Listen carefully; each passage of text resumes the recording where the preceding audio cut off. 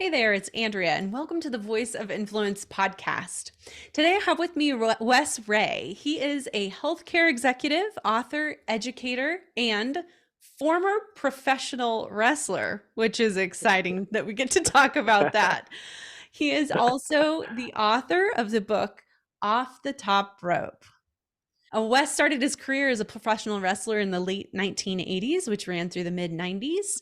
And while in the corporate sector, Wes held executive level positions as vice president, corporate compliance officer, chief information officer, chief compliance officer in telecommunications, financial, and healthcare industries. Wes was a senior lecturer at Kennesaw State University, teaching at the undergraduate and executive MBA programs, and held administrative roles while serving as a career coach. Wes, it is so great to have you here with us on the Voice of Influence podcast. Thank you so much, Andrea. I appreciate it. And thank you so much for this. I'm looking forward to our conversation today. So thanks again for having me. Okay, I have to ask from the get-go. Yeah. What does the phrase off the top rope mean? Yeah, that's a good one, isn't it? Something I'd always wanted to do was write a book, and never really knew what the topic would be on. And as you mentioned there, when I graduated from my undergraduate degree, I really surprised my parents and took my degree and went into professional wrestling, which was something you don't think you're going to be doing. But I was always very athletic growing up, and just wanted to continue to do that, and loved professional wrestling as a kid. So just things fell into place. But you know, I just didn't know what to write it on. And then somebody told me, hey, you've done this, this, this, and this, and maybe somebody might be interested in that. It might help somebody with their career. Maybe sometimes people get in a position where they're thinking, I've done this for so long, I can't do anything else, or maybe I'd like to try something, but I'm always a little afraid. So I guess off the top rope was kind of that you got to jump off sometimes, and that's what you do in wrestling, of course. That's a move off the top rope. It just kind of made some sense with, trying to help people say, sometimes you may just take a chance on some things. So hopefully it's a calculated chance to some degree, right? You've thought it through and not just saying, well, hey, I think all of a sudden I want to, do this without ever, having any, don't do your homework or any, looking over that area. But that was kind of where it was, is to try to give some people that, hey, sometimes you got to take that jump off the top rope and take that little chance to, maybe take that next step in your career, or maybe you transition and do something different, maybe, or, if it's going up the ladder, or maybe sometimes you got to go across, and go somewhere else, try something different. But really just trying to help people, give them that confidence and that, positivity of, let's take a chance and jump off the top rope. Let's take a chance. Yeah. I love the idea of we can take opportunities, but we can also seek opportunities and we can make opportunities. And it sounds Exactly. like there's some combination of those three in what you're talking about when it comes to jumping off the top rope. You're right, Andrea. That's a great point. And I think sometimes, something that I've always enjoyed throughout I think just my life is helping people. Mm. Whether I was in the corporate sector or was a professional wrestling, and then something I really enjoyed, that's what attracted me, I think, to teaching at the university level. And something we were able to do there was help students from career guidance. I can tell you, when I was graduating many years ago from my undergraduate degree, I had no idea what I wanted to do. And of course, that was, we didn't have quite the technology that we have now and some of the things we have now back then, but I had no idea, and I'm not even, honestly, I'm not so sure I probably would have listened to somebody, but maybe I would have. But, that's something that, we really wanted to try to help people with that next step in their career, and where are they going, especially students, why are you getting this degree? Where are you wanting to go? What are you wanting to do? And I think also, as you, get out there and start working, it's a time to, look at what are those steps you want to take, where do you want to go? Sometimes it's, I think you got to put in the hard work. Sometimes I think that gets lost a lot of times. You have to Yeah. continue to educate yourself, learn. And, as we all know, sometimes that it won't always happen on our timetable. I know I've been through plenty of interviews and thought I had a job and it never heard back from anyone. And then sometimes I thought, well, I have no way I got this job, and somebody called you back, right? So I think it's just really trying to give people that, and I think part of my title in my book is a little bit of luck. And sometimes you do have to have a little bit of luck. You have to be at the right place at the right time. You have to have people in your corner. And I like always trying to pay it forward. I think that's what I always try to tell people. Somebody helps you, help someone else, right? And it's going to be a combination of things, right? It's going to be your education, your experience, your personality, your interpersonal skills. Are you willing to learn? Are you willing to take a chance and try something different, right? And get out there. So I think that's really what I've tried to do throughout my career, and not only just helping others, but helping students too. But I hope maybe that's what I get across in my book too. Is maybe here's some things that if I can do these things, you can do it. Yeah. I'm glad that you brought up students, because integrating Gen Z into the workforce now, as they're just coming in, is Right. is an interesting topic, because while there are tons of similarities between people who are 25 in 2024 and people who were 2025 in 1924, there's a lot of similarities between those two groups of people, but yet there's still some unique things about them as well, and what they've lived through, what they're coming into, what they value right now. And so there are some things that are kind of concerning or frustrating or just bewildering to people who are already in the workforce and see Gen Z or younger professionals coming in and wanting maybe to accelerate their career faster than is realistic, or at least in their minds is realistic, or I don't know, things like that. What are you seeing in Gen Z or these younger professionals as they're coming into the workforce? What are some of their desires and things that they want that are understandable, and anything that you see is unrealistic? What are your thoughts? No, that's a great question. I think, every generation is always interesting, right? How they are, raised or what they go through. And I do think this is a resilient group. I think sometimes they don't get credit for that. I think they've probably seen some things through a lot of things, or maybe their parents might have went through some struggles in the mid 2000s, and that drive for home ownership and things like that. Maybe some pressures and stress that maybe they don't want to possibly deal with, right? And I can understand that, right? And I think one thing I've noticed, of course, in the workplace is technology skills are really good. I mean, they've grown up with, of course, social media and how to use those sort of tools to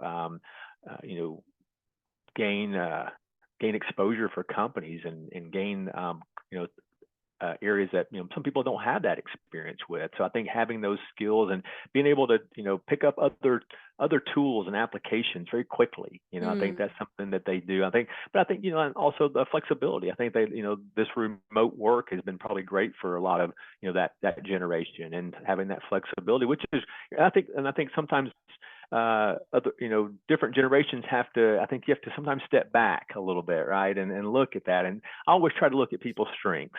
I really do. I mean, I try to look at people's strengths and, what can we do with different groups and different people? What are they, if they don't really, somebody doesn't excel at one area, don't maybe force them down that path, right? Let's look at what you're doing well.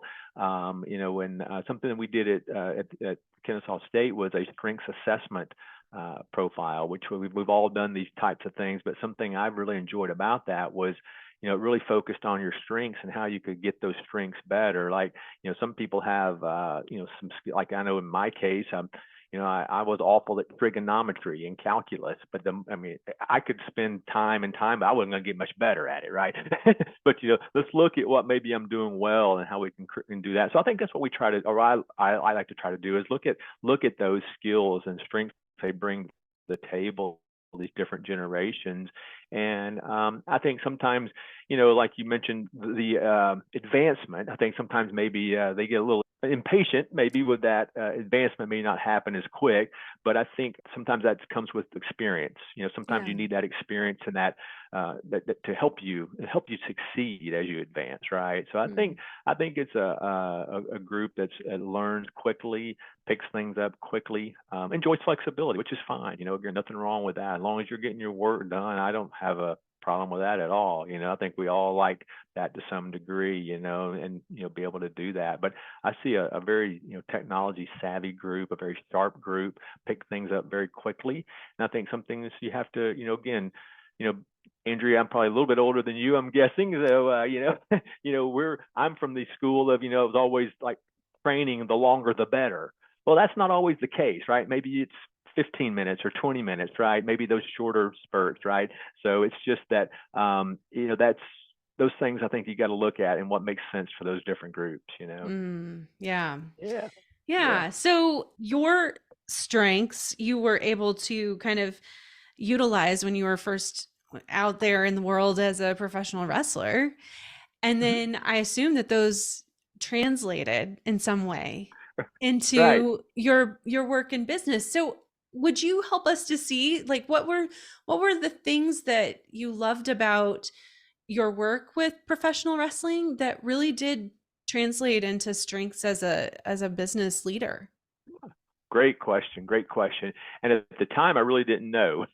Yeah. Right. But looking back, I think that was, again, part of the reason why when I was putting this book together and wanted to try to help people with any types of skills you're learning along the way.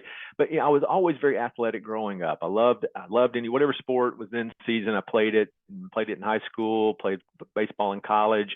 And one thing I always enjoyed was that team camaraderie. And I think that helped me a lot, Andrea, that I didn't maybe realize at the time. But as I transitioned from, and even professional wrestling, I mean, I know we'll call it it's scripted, right? We'll leave it at that, right? But you're working with somebody, you're putting a lot of trust in somebody or someone to, as you're doing that, just like you are in sports, and something, I used to always try to, say with folks, when you're trying to deal with, especially as you transition in the workforce, it's a team, right?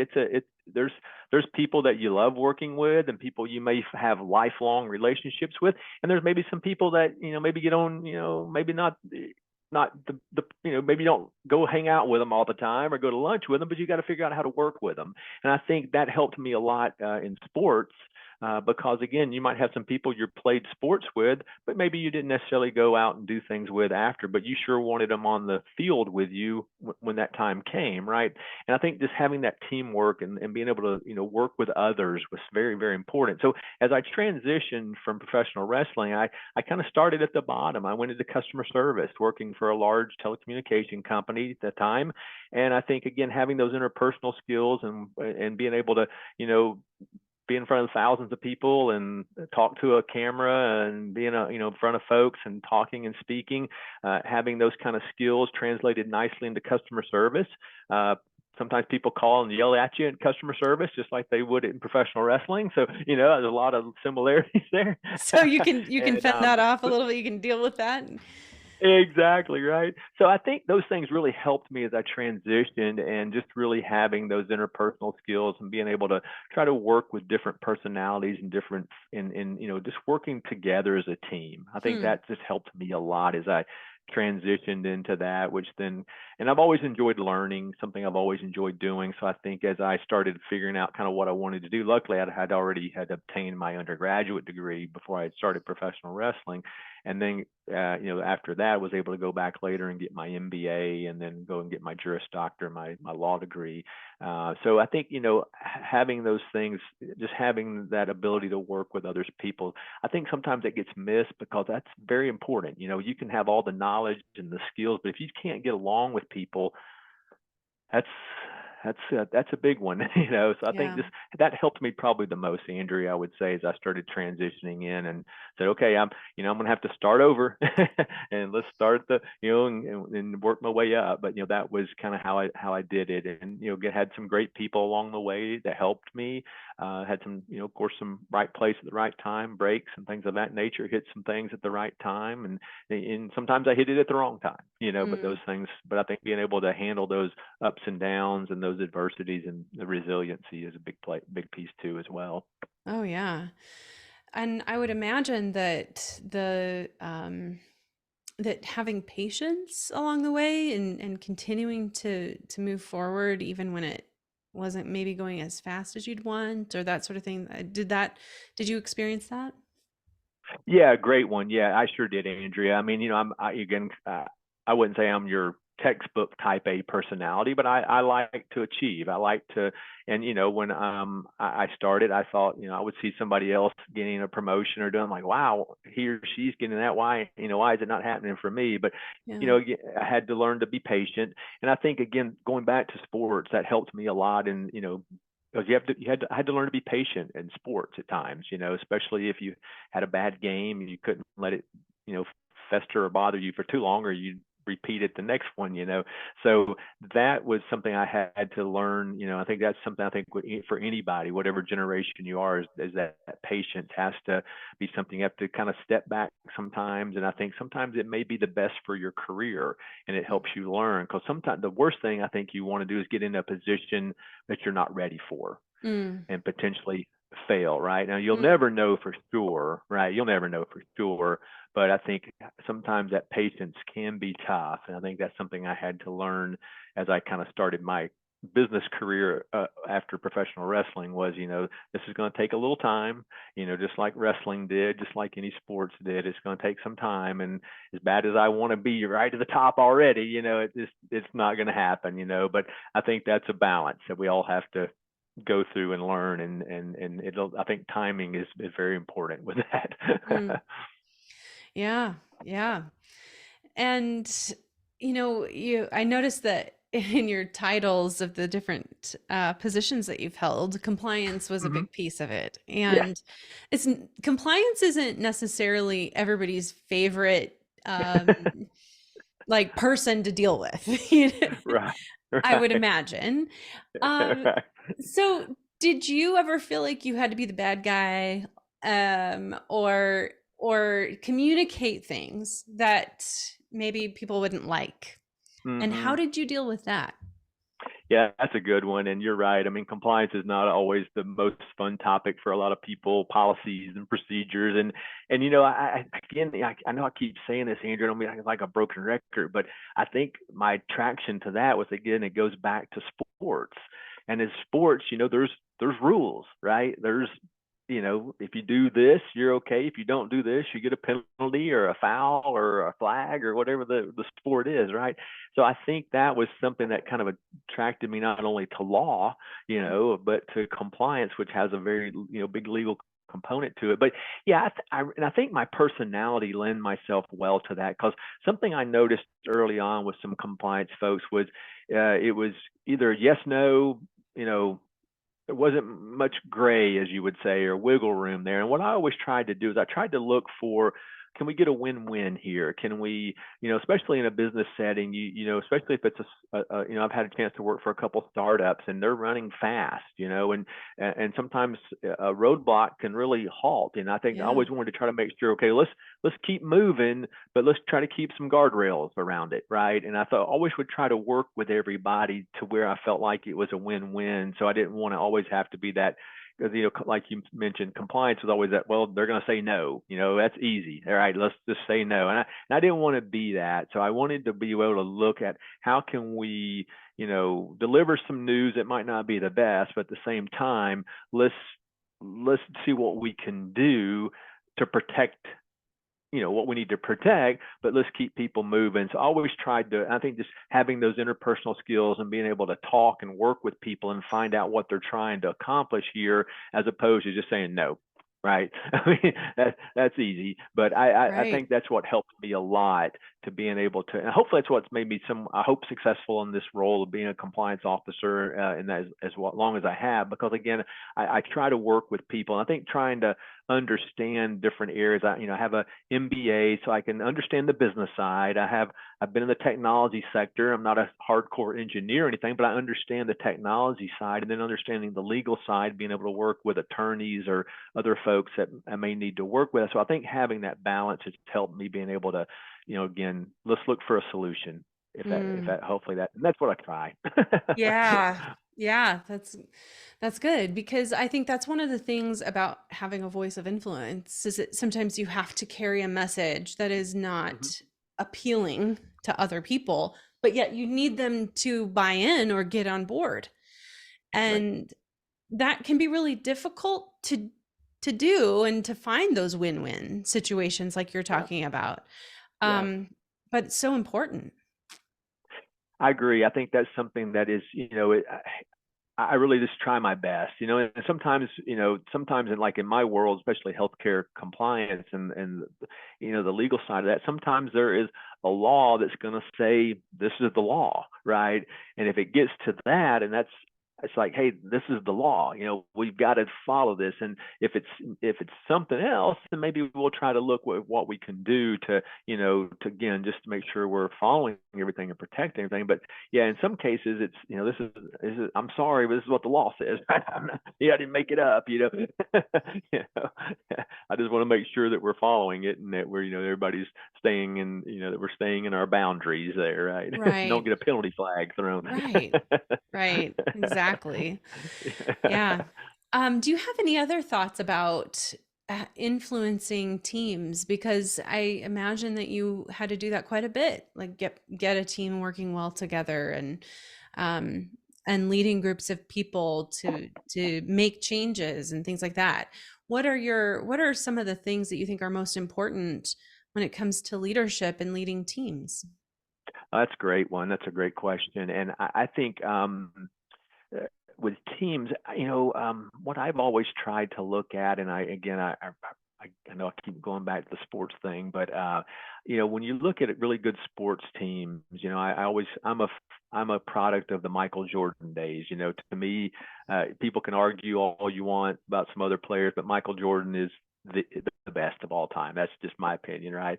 But I look at those Chicago Bull teams, and I look at they didn't have five Michael Jordans on the team. Yeah. And if they had five Michael Jordans, they probably wouldn't have been as successful. But they had a Michael Jordan, and they had people around him that had different skills. So I think, again, playing sports, and when I started working, and of course having chances to develop teams, you always want, of course, the best and the brightest. And sometimes you do have to have people who are willing to play a role, right? Or Hmm. play a role and be okay with that. And then they're going to have people on your team who do want to move up that ladder, and you can't be afraid of that as a manager. I think sometimes managers get afraid of, well, I'm not going to hire Andrea because she's going to take my job. Well, Yeah. you can't look at it that way. Or at least that was my approach. I don't want to be the smartest person in the room. I really don't. I mean, I want to have people who, and when you have that kind of person, you want to make sure you're, you know, giving them what they need to continue to grow, right? Or if not, they'll leave, right? Right. And I remember having a team one time, an information security team, where we had some very mundane tasks that some people wouldn't like to do. And as we were hiring, we found someone who was like, I love doing this. I don't want to be leading meetings. I don't want to, like, and we had some other people who I think would have taken the job, but I think they would have gotten bored, if that makes sense. And we would have Mm-hmm. probably lost them one way or the other. But I think so trying to find those right fits and those right roles, you're going to have people who want to grow their career, and that's great.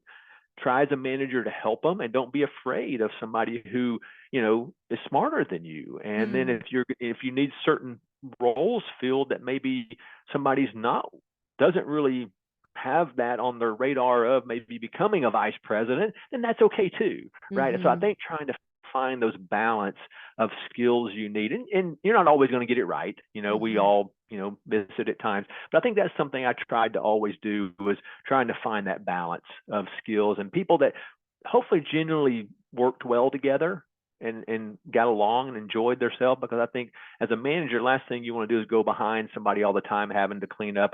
Hey, sorry that so and so, got you mad or upset or didn't, you don't want that, right? So I think just trying to find that balance of skills that really help the team and complement the team is always something I've tried to do as I've looked to grow teams and to build teams. So Yeah. I would hope that maybe people who want to be managers, something for them to look at as they're growing their teams and how they're looking at their talent that they're bringing on board. I like the nuance that you just brought to that conversation about bringing people in with with the right strengths or gifts or talents for those particular roles. But at the same time, you're acknowledging that some of those people probably won't feel completely fulfilled in that role at that time. So getting their agreement that, hey, this is the role right now, and Right. executing this role well and understanding how you play into the function of the group is going to help you as you're moving forward. I mean, I would think that that would have been encouraging to people like, yeah, I think I can own this role right now, even though I know I have more to offer. Exactly. And I think there's, and that's something I think because we all had to start somewhere, right? Yeah. And I think that's sometimes, a way of maybe getting in the door in an area. If you're looking to get in the door, but maybe you have to start doing something that is not exactly what you wanted to do, but it might end up getting you to where you want to be, right? And I Yeah. think that's something that I always try to tell, teach people, hopefully, or when I talk with folks that, that's something that I always kind of looked for was if looking for that opportunity to get in the door. As I mentioned, when I first started doing customer service, it was a large telecommunications company, and I knew that once I got in there, that no knock on customer service, but I just couldn't see myself doing that for 20 years, But I knew once I was in the door, other opportunities may then present themselves for me, right? But Hmm. I think sometimes people, you have to look for them, and I think informational interviews or reaching out to people, you just can't sit there and think all of a sudden one day somebody's going to say, "Hey, Andrea, we want you to be the new director of this department over here," and they don't, you have to let people know. I used to tell students a lot, once you get in the door, let's say you want to be a project manager, reach out to, after you get in there and get settled, maybe reach out to one of the project managers and just say, "Hey, can we have a cup of coffee? I'd just like to know more about what you're doing. That's something I would like to do. I'm getting a degree in this and I'm looking to get a certification." And people will talk to you, right? I mean, they'll Yeah. talk to you, and that's usually a good way to network within your own company and, can grow within your company if you really enjoy being there at that company and don't have to leave. You can make a lot. I mean, I made several advancements over a 10-year period with the same company that I didn't have to leave, Yeah. right? And so I think that's something too I always like to try to pass along to folks is, hey, especially a large company, they probably have just about any kind of role Hmm. there, right? So And yeah. right today, I mean, nowadays companies are really wanting to keep people around. They really don't e- want to lose you. exactly. So, especially if you've got a great attitude and you've got some good human power skills, ability to Yeah. communicate and network and all that, I think that's a really good point that And too, Andrea, I don't know. You may know. I don't know. There's been studies that have been done that there's the cost on every time you lose an yep. employee. And if you can keep them, especially like you said, if they're a good employee and somebody's has the right skills and meets with the criteria for what you're doing, if you can keep them, it definitely is a win-win for both the company and the employee. That's right. Yeah, it is the numbers are approximate, industry standard, probably 30 to 50% of the person's annual salary if they're kind of a frontline employee. But you go to the executive levels, we're talking 1.5 times to 2 times their annual salary that you lose Yeah. by having to replace that person. So yeah, the cost of that is huge. And so if you even think about that as an individual who is wanting to advance in the company, or as a company who's thinking about who are we going to hire next, I mean, hiring internally is definitely a real win-win Mhm. when it's done right. Yeah, I totally Hmm. agree. Totally agree. Hmm. And I think that's this thing. Just when we all had to start somewhere, right? Yeah.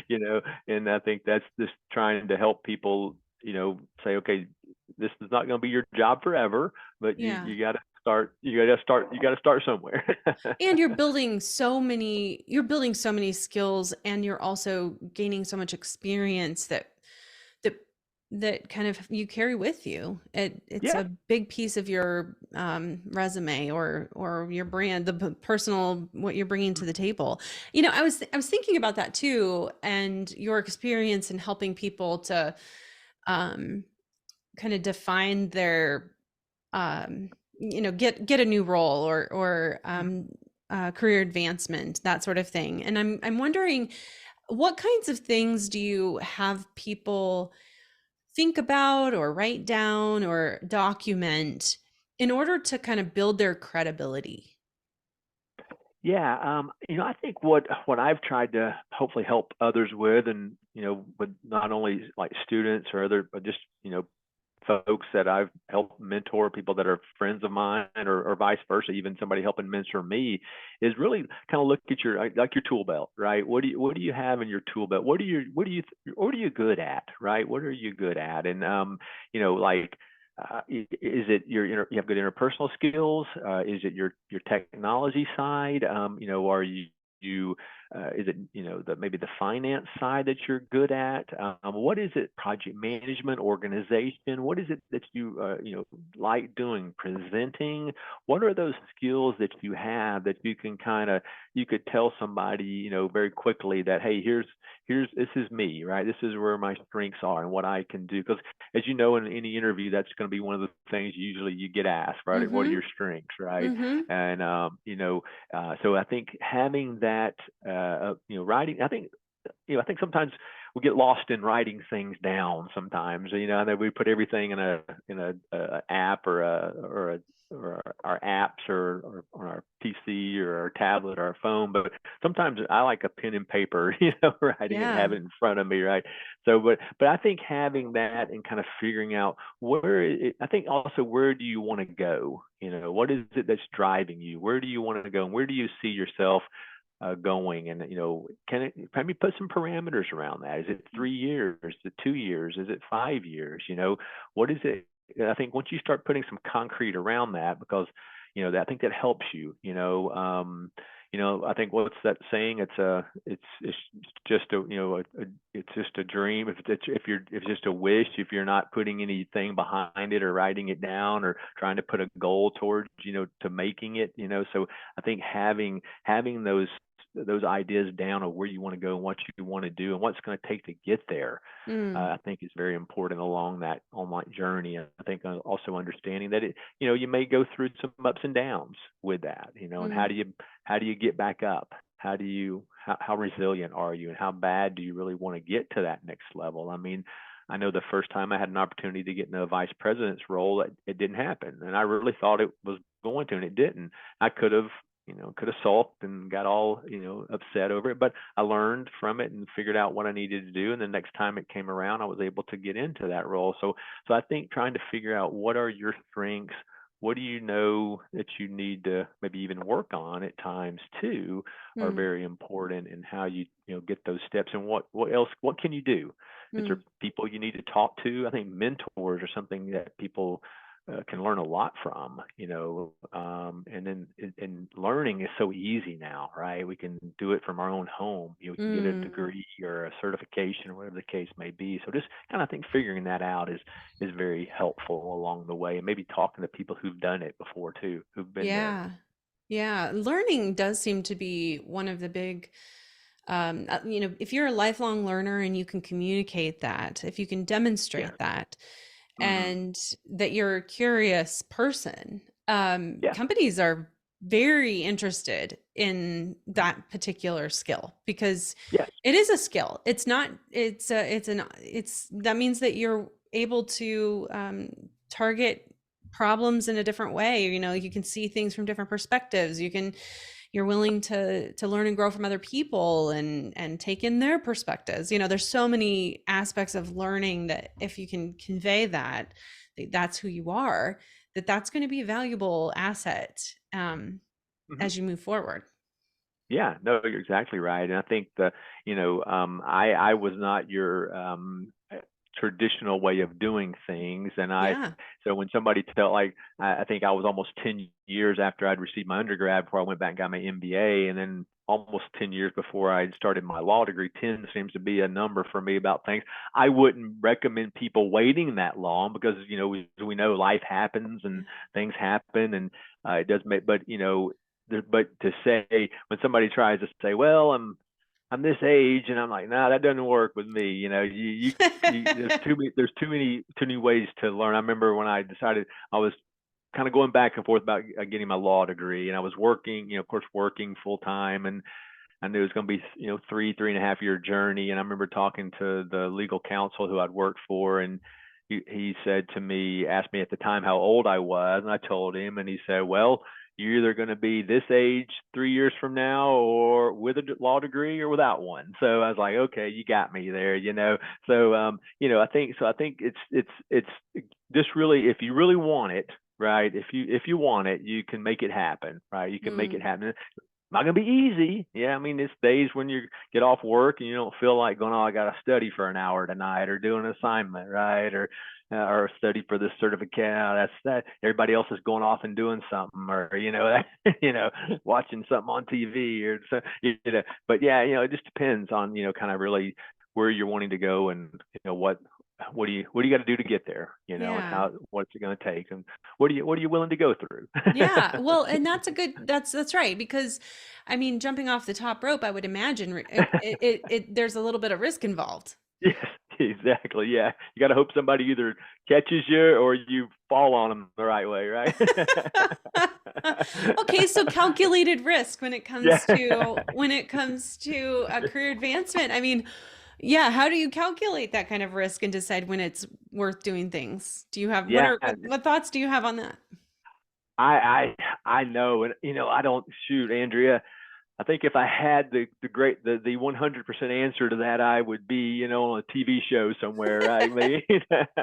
But the only thing I can kind of say to someone is kind of what I went through, and I think everybody's different, right? Everybody's at different points in their lives, right? If you have a family of 4 or 5, and maybe your risk may be different than someone else who's doesn't have that situation, right? Yeah. Depending on where you're at, you might be in a position where, you can afford to, hey, I'm going to take this chance. And if it works out, great. If it doesn't, I feel like I've that I can, take a fall and get back up and be okay. And then there's certain points in your life. I mean, I'm getting towards maybe towards the tail end of my career. So my chances are a little definitely calculated at this point as compared to 20 years ago, right?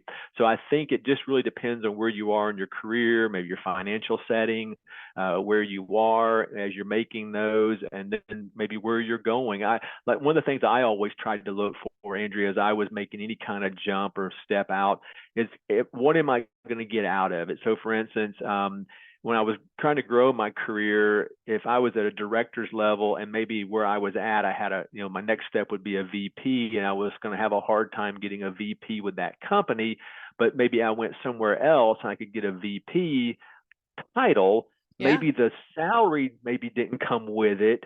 Yeah.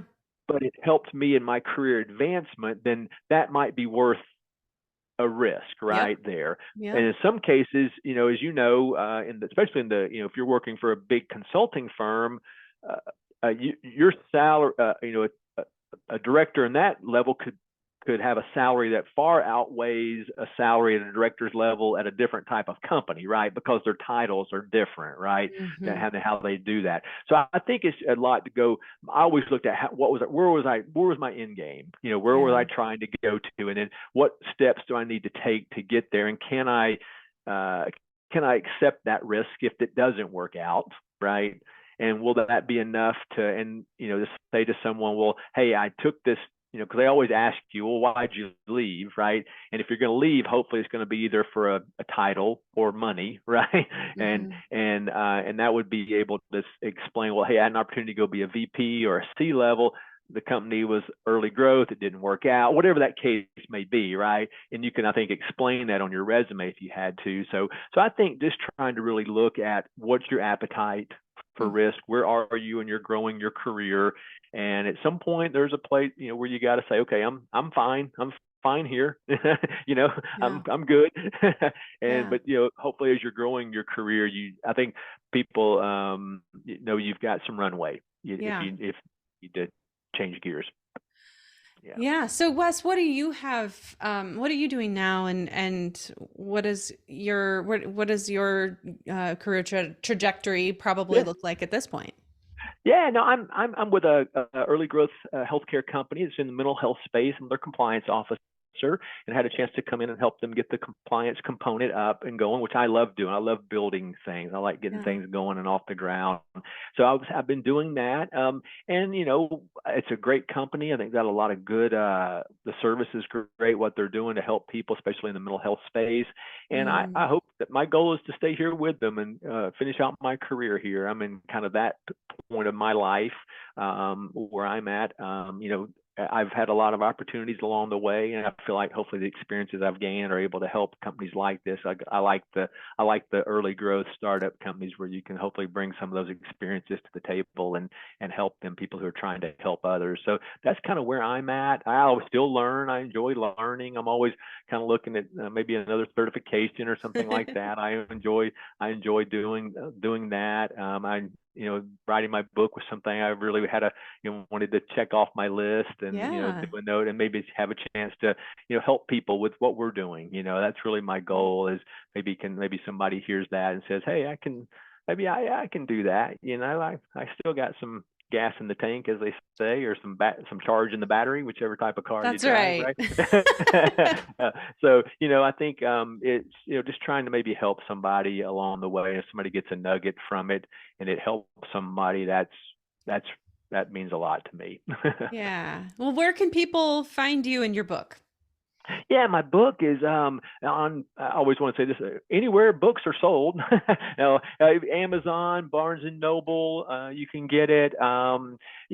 There. I'm here in the Metro Atlanta area, and most of the Barnes and Nobles here in the area been very kind to carry it on their shelves. And I've had a chance to do a few book signings, which has been fun on the weekends, and get a chance to meet some people and that kind of thing, which has been really fun. So I just really hope if there's an opportunity that helps somebody, then that's my goal. Is somebody gets something from that and says, hey, that makes sense. I hadn't thought Mm. about that, and maybe I could do that. I've done this for so long, and maybe I could change gears and try something a little different. And I'm hoping that'll give them that spark. Yeah, there you go.